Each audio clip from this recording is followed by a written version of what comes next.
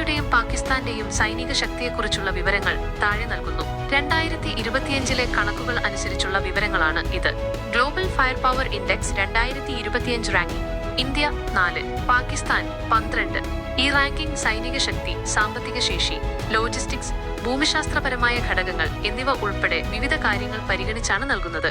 സൈനികരുടെ എണ്ണം.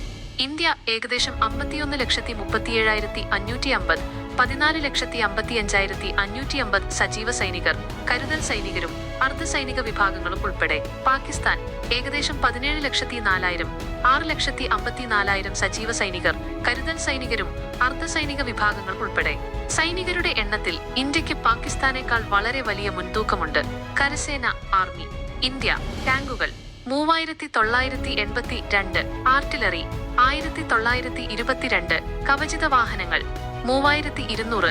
മൊത്തം പോരാട്ട സൈനികർ 42,41,500.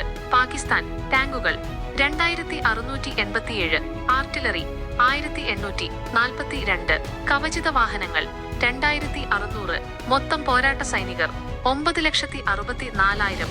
കരസേനയുടെ കാര്യത്തിലും ടാങ്കുകൾ, കവചിത വാഹനങ്ങൾ എന്നിവയുടെ എണ്ണത്തിലും ഇന്ത്യക്ക് മുൻതൂക്കം കാണാം.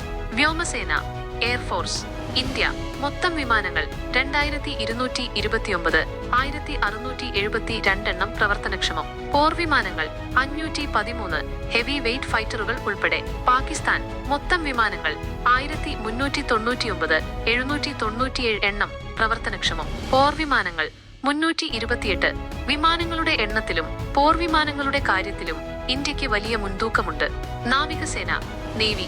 ഇന്ത്യ വിമാനവാഹിനി കപ്പലുകൾ 2, ഡിസ്ട്രോയറുകൾ 13, ഫ്രിഗേറ്റുകൾ 14, കോർവെറ്റുകൾ 18, പട്രോൾ വെസലുകൾ 135, സബ്മറൈനുകൾ 18, ബാലിസ്റ്റിക് മിസൈൽ അന്തർവാഹിനി ഉൾപ്പെടെ.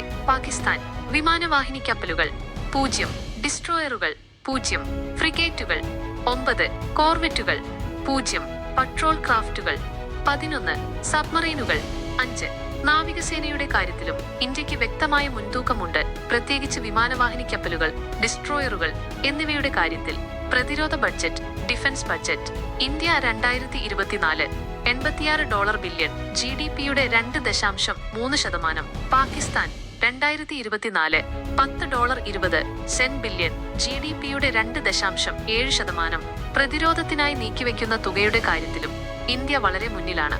ആണവായുധ ശേഷി, ന്യൂക്ലിയർ ആർസണൽ. ഈ കാര്യത്തിൽ ഇരു രാജ്യങ്ങൾക്കും ഏതാണ്ട് തുല്യമായ ശേഷിയാണുള്ളത്. കണക്കുകൾ വ്യത്യാസപ്പെടാമെങ്കിലും ഇരുവർക്കും 170 മുതൽ 180 വരെ ഓളം ആണവ പോർമുനകൾ ഉണ്ടാകാം എന്ന് കരുതപ്പെടുന്നു. എന്നാൽ ഒരു പൂർണ്ണമായ യുദ്ധത്തിൽ ആണവായുധം ഉപയോഗിക്കാനുള്ള സാധ്യത വളരെ കുറവാണ്. അന്തിമ നിഗമനം. മൊത്തത്തിലുള്ള സൈനിക ശേഷിയുടെ കാര്യത്തിൽ ഇന്ത്യക്ക് പാകിസ്ഥാനേക്കാൾ വ്യക്തമായ മുൻതൂക്കമുണ്ട്. സൈനികരുടെ എണ്ണം, ആയുധങ്ങളുടെ വൈവിധ്യം, എണ്ണം, സാങ്കേതികവിദ്യ, പ്രതിരോധ ബഡ്ജറ്റ് എന്നിവയിലെല്ലാം ഇന്ത്യ മുന്നിലാണ്. എന്നിരുന്നാലും പാകിസ്ഥാന്റെ സൈനിക ശേഷിയെയും അവഗണിക്കാനാവില്ല. ഇരു രാജ്യങ്ങളും ആണവായുധ ശേഷിയുള്ളവരാണ് എന്നതും സ്ഥിതി കൂടുതൽ സങ്കീർണമാക്കുന്നു. ഈ വിവരങ്ങൾ 2025 ലഭ്യമായ ഡേറ്റയെ അടിസ്ഥാനമാക്കിയുള്ളതാണ്. കാലക്രമേണ ഇതിൽ മാറ്റങ്ങൾ വരാം.